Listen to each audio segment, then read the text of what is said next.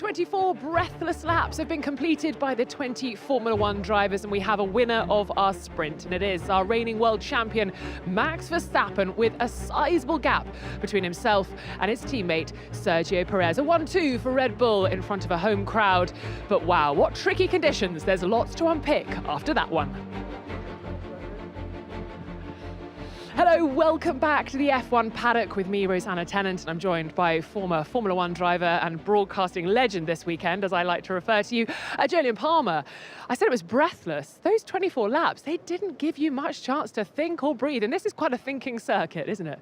Yeah, I mean, there was so much going on for the drivers to deal with. The racing was pretty intense without DRS for most of it. And then the strategists had to earn their crust as well today with a really tough slicks or intermediates call.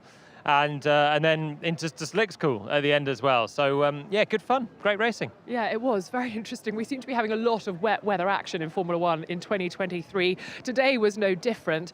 At the very beginning of the race, and we were on the grid ready for the start, we were umming and ahhing about which tyres drivers would go for. And in fact, all of them, bar Valtteri Bottas in the Alfa Romeo, love this, by the way, sorry. We're talking serious strategy. It's a celebration in Austria. This is how you celebrate a 1-2 in the sprint.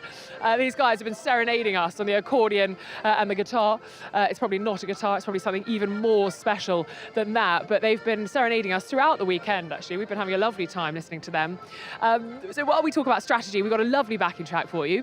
It was a difficult day for the strategist, wasn't it? Valtteri on the slicks to start with, and then there was that critical moment where he obviously decided to come in, and that's the moment, isn't it, with a driver? They can't talk to their engineers at that point. They just got to launch it into the pits, offload the inters, get on to the inters. He said to the team to box, but I mean, yeah, it was worth a gamble, I think. If you're starting 19th in a sprint, you're in an Alfa Romeo that they don't score a lot of points. You're thinking, actually, if somehow around the lap you could hang on slicks for the opening laps, he had nothing to lose with no one behind him, then you can build into it, and everyone else got a pit. So you've basically kind of be somewhere in the mix of the points. It was too wet, but I do understand why he did it. And then it was just actually a case of scrabbling around, getting back to the pits. And that was that for Valtteri. Yeah, not a great day, P20 for the Finnish driver. Up at the front, though, we were all excited about Nico Hulkenberg. And actually, super racy at the beginning, seemed very comfortable with those tricky conditions from the off. Yeah, well, he sort of took over his one-lap pace into the start of the race, but then the typical Haas degradation started to set in on those intermediates. I thought he did a great job, though. Really good drive. And actually taking 3 points out of that is still a really good reward for Haas, especially with Williams banking some last time out in Canada. They've got another chance tomorrow with Nico. So I think they did a pretty good job. I think probably maximised what they could do getting back to 6th. If he'd have stayed out on the inters, I'm sure Fernando would have passed him anyway. So team and driver perfectly in harmony. And Nico, great racing early on, held on for a long time ahead of Checo. And then it was just too much for him to do anymore. Yeah, 12 laps holding off a Red Bull, which we know is the superior car this year. So great job by Nico, and maybe just showing signs of potential race pace improvements. And of course, Carlos Sainz was finishing P3, a few places up the road from Nico. Obviously, Nico held on to take P6. But the Ferrari of Carlos Sainz, what did you make of that performance there? Solid, unspectacular, but solid. Yeah. I think he again, probably maximised what he could do. Top 3 is good for Carlos, started 5th. I think the big one was Lando Norris dropping back on the opening lap, which was a driver that could have been potentially quite quick in these conditions, and just looked like he had an anti, still went from 3rd, plummeted all the way back. So that meant Carlos was up into 4th. And then, as we said, Nico dropped back, made him 3rd. And he wasn't as quick as the Red Bulls, but finishing behind them in 2023 is kind of the best you can do a lot of the time. Well, absolutely. Let's hear from Nico Hulkenberg now. A pretty positive afternoon for him in the Haas. Hey Nico, well that was one heck of a start, and I know you fell back through the field, so what's your overriding emotions really as that played out? Happy first and foremost now, 3 points on the board in a sprint I think was not really to be expected for us, so I think that's pretty positive. Were you quite keen to take the slicks as well quite early on? Were you asking the team to? Yeah, I think my inters were kind of going away from me. I didn't feel them beneath me anymore, and I was just going backwards more than others. The track was kind of ready for slicks, so we opted for that decision. It didn't look like more rain coming in, so I think it was the right call for us. Great, congrats. So Nico Hulkenberg pitting from P5 to put on the mediums, but ending up P6. And conversely, it was George Russell who really set off that chain reaction, pitting for the slick tyre. He pitted from P11, taking on the softs, and actually that really worked for him, ending up P8. A better day for the Mercedes than we'd had kind of hoped or thought or feared for them. Yeah, I mean, they took a point from 15th and 18th on the grid, and you sort of thought in a dry race, it's a tough ask. But they made something happen by calling that strategy for George. He was pretty punchy with it. He's always up for a gamble, isn't he? Always takes the slicks when there's a chance to do it. And he was quite right to do it. The same reason as Valtteri, I can understand why he did it, even if it was a kind of hopeless attempt at the start. If you're not in the top 8, you've got to try and do something to make it happen in the sprint. You only get points in the top 8 here, and so there's no point finishing 9th. You're getting nothing out of it. There's no grid position for tomorrow or anything. So took a gamble and made it work. He was, I think, the only driver to really gain on the slicks. Lewis was quite a way adrift in the end, pitting the lap later. So probably he pitted on the perfect lap and delivered pretty well. I think he was helped by so many other drivers looking at his sector times and thinking we need to be on that tyre, and so he actually didn't have to do so much overtaking because so many of his rivals that he would have had to come up behind had already pitted for soft, so that helped, and he could be happy, I think, him and the strategist to take a point. And I quite enjoyed that drag race to the line between himself and Esteban Ocon, 9,000 separating them in the end, and that's what's great about the sprint, isn't it? 24 laps, and we were entertained right to the end. Yeah, it was. I mean, when you've got a sprint with changeable conditions, it's just, I mean, fantastic stuff, because you've got such a short window to make the right call. And yeah, that was the one for George. He'd be so frustrated not to get that place, because when you're on the right tyre, then you do have a chance to make an easy pass. He made that on Lando Norris already in the exit of turn 3, but couldn't quite get the one on Esteban. Another centimetre, another metre of track, and he's there, but hey, it's 1 point instead of 2 for him. Yeah, what is 9,000? I'm sure someone's working that out with a ruler at this very point. Well, George Russell had hydraulic issues earlier on today in the shootout, but he managed to take home a little solitary point after this afternoon's sprint. Let's hear how he's feeling. Hey, George. Well, I love the fact that you went for it. You tried the slicks, and it looked like you timed it pretty well. Yeah, I think so. It's funny how people sort of jump on the bandwagon when one goes, everyone sort of follows. I think they probably would have finished ahead of me had they stayed where they were. I'm not too sure, and maybe 2 more laps would have really changed things as well. So, yeah, tricky conditions. Glad to go P15 to P8, almost P7. All things considered, a pretty good race. Did you make the call? Did you want to come in? Do you want to try something different? Yeah, I said on the radio, if this was qualifying, I'm going slicks now. But obviously, I wasn't too sure of a race situation. Obviously, the team have a bigger picture. But it's very challenging, because when you're in a queue of like 4 or 5 cars, you've got all the spray coming over you. And it's only when you're in clear air you actually realise how dry the track is. So you've got to sort of read through the spray, what's water. And on this rough tarmac, you could afford to get those slicks working. Great stuff. Thanks for the entertainment. Good to hear how George Russell's feeling after that sprint race, and he managed to take Lando Norris on the last lap to take that solitary point. Let's hear how the McLaren driver's feeling. Hey, Lando. Mega, opening couple of corners, and obviously the Red Bulls just backed you up. How frustrating was it to go through turn 3? Do you have a lot of understeer? I couldn't quite No, I just went into anti-stall for some reason. Oh, okay. So I basically, just went into anti-stall. That cost me like 10 positions, so I don't know why. Encouraged to know the pace of the car thereafter. You were able to chase, and you kind of gave it a go, right? I wouldn't say we were very quick after.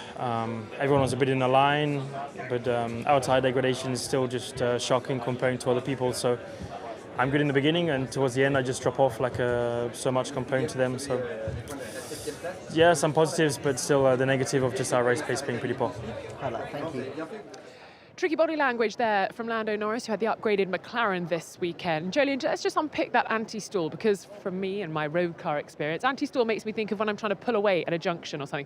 Why is he getting anti-stall going through a turn, sort of in the middle of the race? You've got anti-stall in your road car? No, I've got nothing That's like that. That's high tech. What are you driving? Oh, if only you knew. If only I knew. No, but I'm thinking stalling is normally when you're trying to launch. And it is pretty much that. It's for Lando, you're into turn 3, and it's a tight corner. And then because the 2 Red Bulls were on his outside, you then have to pretty much stop the car to avoid clattering into them, fighting each other. And he had to go so slowly, armful of lock, and then the revs just drop. You're in a low gear already, and you need to kind of pull the clutch to get going again. And the anti-stall mechanism saves you from literally stalling it as you would in your non-anti-stall road car. But yeah, it's frustrating because then you've got to pull the clutch and get going, and then you're kind of into a semi-race start mode, delivering power, wheel spinning, and cost him a huge amount there. Well, do you want me to drive the hire car back to the hotel? I'll show you what I'm talking about. If you're requiring anti-stall, then I'm all right, thanks. Oh dear. Well, Lando Norris, I think, had such potential going into this race. So I think you can see and hear the dejection in his voice and his body language, and sort of understandably so. Yeah, we were really enjoying Happy Lando, weren't we, so far this weekend? Having had quite a tough season so far, he's been frustrated, waiting for the upgrades, they've arrived, and then on conditions we thought would suit him from a great starting point, it just wasn't to be. So again, a little bit doom and gloom, but the good news for him, he starts back in the top 4 again tomorrow. So chin up and he'll go again, and we can see maybe a little bit more what the McLaren's capable of, because I think in traffic today, it's very difficult. You start using your tyres more as well, and that's why he dropped off at the end, I think. And actually, he was right there behind the battle between Charles Leclerc and Esteban Ocon, which was racy. And I almost thought, hey, Lando's just sitting pretty here, because if these guys have a bit of an issue, he's going to be able to launch through. But what did you make of that battle between the Ferrari and the Alpine? It was a nice trio, wasn't it? It was Ocon fighting so hard to keep Leclerc behind him. Charles was a bit quicker in the Ferrari, but this was all without DRS. And it's difficult to pass. It's good old school conventional racing. Charles fighting hard, looked a couple of times like he'd make it through. I think this one up towards turn 6 was the closest, but Esteban just sent it down on the inside. Really deserves his 2 points today, Esteban, because he fought so hard, even though he didn't look like he had the pace at that stage. And behind it was Lando just trying to sniff away at any mistake that Charles made. Three drivers going hammer and tongs, and yeah, just really nice racing action. Yeah, good little bit of battling going on in the midfield. Let's hear from Esteban Ocon then, picking up P7 today and a couple of points. Hey Esteban, well, that was like Ministry of Defence out there, wasn't it? That was pretty impressive. I could see how pleased you are. That was awesome. Yeah, happy about this one. I think, yeah, I was happy fighting, all the way through. Obviously, Alex, I'm very close to him in the corners, but you can't do anything because he's so fast in the straight line. So it was all about trying to keep the others behind, and that's what we did, elbows out. And yeah, it worked. 9,000 on the end on the line with George, who was on slicks. But yeah, we took the right decision by staying on the same tire, and very happy with 2 points today. Charles was really going at it as well, and you were kind of making your Alpine as wide as you could do. Points though, like you said today, and that's really important, isn't it, in this really tight battle in the construction? Yeah, exactly. It's super important. Today we take the points. As an overall of the weekend, it's important to take as much as you can, and we start Saturday with some points, which is unusual. So we take that. Okay, sir. Thank you. Such a smiley Esteban Ocon, as actually behind us goes Lance Stroll from Aston Martin. He was a little vocal on the radio. He didn't want Fernando fighting him. He thought they'd lose time if they started scrapping. Do you buy it? Well, I think it's true. I mean, you do lose time if you start scrapping. But it's kind of on Fernando's terms, I think, whether they start scrapping or not, because he was a little bit quicker there. And they were trying to chase Hulkenberg at the time. So Nico was ahead. Lance was fancying his chances to come through. I think both Astons were quite steady in the opening laps, maybe saving a bit of tyres, leaving a bit of margin. And then when they saw there was a chance to move forward, Lance was thinking, I could do without the Spaniard behind me, giving me a headache. And he had it his way for a little bit. In the end, there was the headache. But to be fair to Lance, he held on. Nice racing between the Aston Martins. And I think probably Fernando was a bit quicker, but fair racing. He didn't want to wipe out his teammate. They were very, very close on the last lap, but good points in the end for them. Yeah, definitely. Let's hear from the Aston Martin drivers then, starting with Fernando Alonso, who finished P5. Hey Fernando, well that was pretty spicy towards the end. You gave it everything to try and get ahead of Lance, just couldn't quite make a move stick. Yeah, it was close, but happy with the overall points. I think 3 points more than Ferrari, 8 points more than Mercedes, so good Saturday for us. And just generally, the pace of the car and the conditions, you look like you judged everything pretty well as well, and you must be really encouraged by that. Yeah, I think it was a difficult race for sure with the conditions, and We had to make decisions on the grid, not knowing the track conditions and things like that. So I think all in all, as I said, a good points in the pocket and hopefully more tomorrow. Great stuff, thank you. Hey Lance, made good progress today.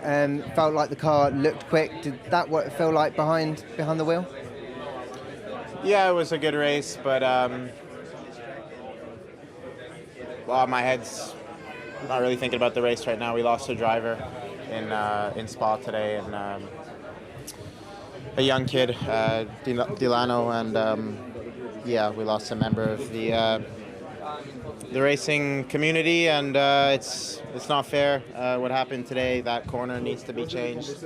We've been saying it for years. We've lost 2 kids now in like the span of 5 years. The corner needs to be changed, and we're going to be there in a few weeks, so seriously need to think about that. Great, thanks.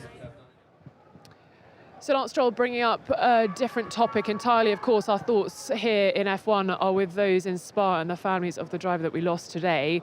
Lance makes a good point, which I'm sure will be thrashed out by the FIA and all of the relevant parties when Formula One heads to Spa-Francorchamps, just to make that as safe as possible. If we bring it back to Austria, though, and those 2 drivers, do you understand where Lance and his side of the garage were coming from this afternoon in terms of keeping Fernando in that position? I mean, same when you look at the point score if they were, reversed the order, but actually Fernando's got a better chance of fighting up at the front of the championship standings. Yeah, but I sort of think after Barcelona, he showed that he wasn't too fussed about it at that stage. It was only a couple of races ago, and he was happy to sit behind and wave to the crowd rather than try and fight his teammate there. So I think if you're Lance, you're thinking, can you do that again, please? That was nice then. And turned out Fernando, I think, doesn't want to give him that luxury too often. But they've got a really good working relationship, Lance and Fernando. And again, they'll be happy, double points. And Lance has stepped up really well this weekend. He's really there with his teammate. And it's a question because Fernando's been out-qualified by him. For tomorrow, today, he was behind him. And that means that Lance is doing something quite right. Yeah, it's going to be interesting to see how they fare in tomorrow's Austrian Grand Prix. Of course, the Grand Prix proper tomorrow afternoon, and it's been all about the sprint today, having had the shootout earlier on this afternoon and then the sprint. But, of course, still looking like Max Verstappen is super strong and dominant. As we're joined by Fred Vasseur, team principal of Ferrari. Well, congratulations, a top 3 finish with Carlos Sainz finishing P3. It seemed like a solid performance and a fairly quiet one. We didn't hear or see too much from Carlos, which maybe is how you wanted it. No, for sure it's a good one. That he was in a very good shape also yesterday with his P3 on the grid for tomorrow, and it was a good result. And from this morning that we started a bit on the back foot in Q1 when we had the issue with the brake, and he had just 1 lap, and he did a mega good lap. That I think it's encouraging now that we have to put everything together all over the weekend, and I hope that tomorrow we'll be able to have a good race. You must be really quite impressed with him. I thought with that 1 lap in the first part of qualifying earlier on, some pressure. Purple. It was really impressive though, because you don't get a chance to feel the grip. Yeah. But how much radio dialogue was there going on? No, but we just told him that we would be able to go for 1 lap, and well, you know the story. Sometimes you say, okay, now it's my lap and I have to do it. And he was a bit upset. He stayed in the garage 12 minutes. I think it's a good warm-up also for him. And no, it was a very good session this morning. On the other side of the garage, Charles picking up a penalty, of course, for impeding earlier on, and the FIA mentioning that perhaps communication could have been better. Do you agree work needs to be done when it comes to your race engineers talking to your drivers? When you get a penalty, for sure that you have to do a better job. But honestly, I think also that the condition this morning, the fact that the pit entry is on the racing line is not helping, and we can stop on track, but we are not allowed to be too slow. It means that at one stage it was a bit chicken and eggs, but it's okay. That the most important for us is to be focused on tomorrow, to turn this page, that we will have a chat on what's happened today, but don't worry. But the most important is to be focused on tomorrow and to do the best with the position that we have on the grid. And in terms of tomorrow, I'm just thinking, sorry, the clouds obviously above us now. What are you hearing weather forecast-wise? Would you like it to be a little bit changeable? I will have a look tomorrow 15 minutes before the... Yeah, in this area, you have to be like that, don't you? Yeah. Well, Charles looks like he's struggling a little bit more today than yesterday. He was flying yesterday.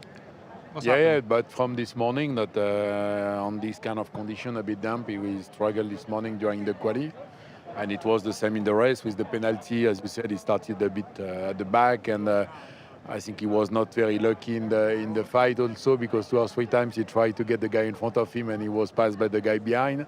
And I think he knew also that on the so short race, if you start not on the right foot, that it's more difficult. But the same as for Carlos, that we have to do a reset for tomorrow. We are starting from the first row, and it's a good opportunity for Charles also to score good points. With Charles, you pitted for the slicks. Any regrets or? No, because he was behind Norris at this stage, I think, and Norris finished P9, something like this. That it was more a matter to cover a mega difference than something else. Well, good luck tomorrow. Thank you. Get ready with your weather forecast, your météo chance en France. We Météo never know. C'est ça. Well done. Some nice points for Carlos. Good luck tomorrow. Your word. Yeah, it's okay. No one come and get us. Thank you so much, Fred Vasseur. Interesting day coming up their way tomorrow with the Grand Prix, the Austrian Grand Prix. Let's hear from Charles Leclerc then, finishing P12 in today's sprint, but with it all to play for tomorrow. Hey Charles, that Alpine in front of you just couldn't find a way past. Were you disappointed with the pace overall though of the Ferrari today? Not of Ferrari, of myself for sure. I am disappointed in the race overall. I haven't been strong, but it's been 3 races now that whenever I'm on slicks on a track that is half dry, half wet, I am nowhere. So we need to understand on my side what I'm doing wrong in terms of driving. Obviously it seems to work on the dry, it seems to work also when it's full wet, but when it's in between the two, I'm nowhere. So again, it's been 3 races, qualifying in Barcelona where I thought there was a problem, Canada, and now here. So we need to find it and improve in those conditions, as it's compromising a lot our season, as it's the 3rd race in a row that we've had those conditions. Are you kind of making changes and going in different directions in chance to try and find a solution? Yeah, of course, but for now I always end up on the wrong side, it seems. So, but again, it's me and working together with the team that will have to try and understand what I do wrong. Good luck, thank you. Well, as we know in Formula One, your luck can change on a dime, and maybe there are a couple of drivers needing that change to come quite soon. So Charles Leclerc finishing P12. Let's go back up to the sharp end of the grid then, and it was Sergio Perez in P2 behind his teammate Max Verstappen, but it got a little spicy at the beginning of the race, doesn't it?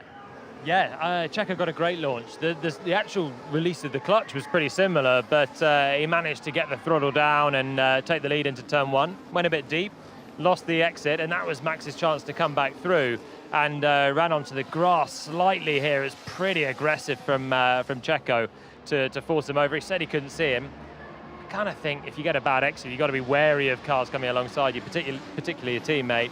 And Max just sent it from quite far back up at this corner. Checo is nowhere to go really, up at turn 3, forced wide, but Max stayed on the track. It was a nice move, and that was the lead then for Max in the win, and Checo lost so much time behind Nico in the end, 21 seconds back, but still finished 2nd. But actually respect to Perez, because on the grid we were chattering about whether he should just be a bit cautious off the start, you know, see this race as a banker, get some points. But actually it was elbows out, he really went for it. I like it. You start on the front row. He starts way back tomorrow, 15th. So why not? Why not get your elbows out? I think that was a pushing the rules. I mean, he did force Max kind of onto the grass, and I think if that was anyone but his teammate, or if there was a collision there, I think he'd be pretty guilty. But they both got away with it. They have obviously voiced their opinions to each other in the part ferme. Yeah, could you hear? Because I was desperately using my ear trumpet. I can hear the body language. Yeah, and, exactly. And I think there was different viewpoints, but a mutual understanding that it's tricky in those conditions. And it is a little bit tricky.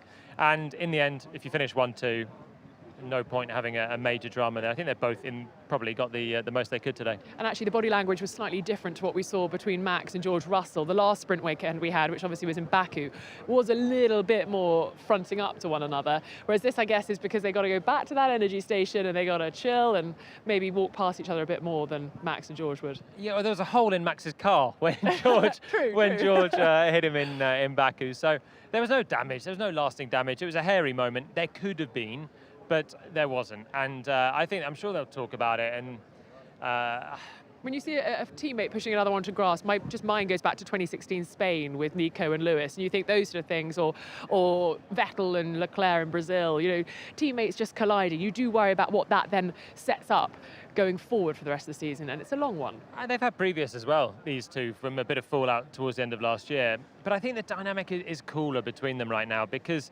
Perez has had such a rough run. Verstappen's marching away, and there's not a championship fight going on. There's at the moment quite a big gulf in performance. Checo could be pleased to finish second, get some momentum back. Max is marching on. There's no need for big fisticuffs. I do think Checo was a bit rude there coming out of turn 1, but chat about it. Hope it doesn't happen again. And maybe this is just one that they got away with. On the wet grass there, it could have been a bit worse. Yeah, absolutely. Well, that's your top 2. We've heard from Fred Vasseur from Ferrari. Let's hear from his driver who finished P3 today. That's Carlos Sainz. Carlos, lovely fight back through the field, got on the podium, must be pleased. Yeah, honestly, very happy to be P3 today after how the day started with the brake-by-wire issue in Q1 and only managing to do 1 lap to then progress the way we did through quali and put ourselves today in B3. I think is the maximum, so very happy with this Saturday. You've looked good all across the whole weekend. You must be excited about the prospect of what you can achieve tomorrow. Yes, I've been very comfortable, especially today, since the first lap of quali. That was actually my only lap of quali Q1. I looked very quick and very at ease with the car, and kept the feeling through in the wet, and hopefully tomorrow in the dry I've confirmed a bit the step, and we can be strong in the whole race. Can you take the fight to Max? It's a lot to ask right now. We didn't say no straight away this time, so that's good. No, but, I never say no, never say never, but you know how tricky it will be. We are in a good position though with 2 cars right behind him and ready to attack. Good luck. Thank you. Carlos sounding much more comfortable with the car than Charles, his teammate, Charles Leclerc. But I guess, yes, those Red Bulls are up the road. I mean, Max was 21 seconds up the road from his teammate. Ferrari have got a lot of work to do if they're going to bridge any of that gap. Yeah, but they're having a good weekend, and I don't think they came here thinking they were going to beat Max Verstappen. Max is driving so well, he's not making mistakes. He won this one at a canter. But Carlos is having a really smooth weekend, and even with that issue earlier on another day, that would have meant he was out in the first part of qualifying earlier on. But he dug that lap out, which was so crucial to his whole day. The race was solid, did what he had to do, and wasn't going to be beaten by those behind. And it was third yesterday, third today, starts third tomorrow. If he can finish third tomorrow, then that'd be a really good effort from him. Yeah, absolutely. Well, I mean, looking ahead to tomorrow, the conditions today have been changing minute by minute, hour by hour. We're not really sure, as Fred Vasseur was alluding to earlier, whether the weather will be like this, or dry, or warmer. But some cars seeming to go better in the cold. I'm thinking of the McLarens. If we have these kind of conditions, perhaps some drivers will come through that we're not even expecting when it comes to the Grand Prix. It could be. It's been quite mixed up today from yesterday. I think Leclerc's the one that needs a bit of temperature. Is cooler. There's mixed conditions with obviously rain in that, but even in the dry earlier on the slicks in the slightly damp, he wasn't very comfortable. Was sixth only when he was second yesterday. Starts back on the front row, but I think Charles really could do with some temperature and just a dry day. And and then we're back on to, can we get a fight? Max is just clear, isn't he? Surely, but yeah, behind that, I still don't know if Ferrari's race pace is ultimately there, because we didn't learn in the intermediate conditions exactly if they've made the step forward. It can be quite different in the dry. Absolutely, because we've had that one practice session, then we had our qualifying session, then today with the shootout, all different conditions, then only 24 laps, as you say, to get a feel. So actually more unknowns as we go into the Grand Prix, which as a sprint weekend, that's great, because it's carrying us through. The peaks are really kind of getting us right to the pinnacle and to the climax of the weekend. Yeah, and if it's dry tomorrow, then this is no dress rehearsal at all for the Grand Prix, and that's quite nice. You know, there's no, as you say, no long run data that will be useful. If it's wet, then they'll of course learn from this one, but they'll have got a crossover point. But if it's dry, the last time they drove with any level of fuel in the car was yesterday morning in the only hour of practice when the track was very different as well. 47 degrees. It was so hot, so different. And there's strategy at play. We've got at least one pit stop to change the compounds of tyre. And it'll feel like a completely different day, I think, tomorrow, because today has just been murky and slippery. Yeah, but it has been breathless. Our Sprint Saturday giving us the goods here in Austria. Jolyon Palmer, thank you so much for your expert analysis. We will be back tomorrow, so let's have a little look how your Grand Prix Sunday lines up. Here's your weekend schedule.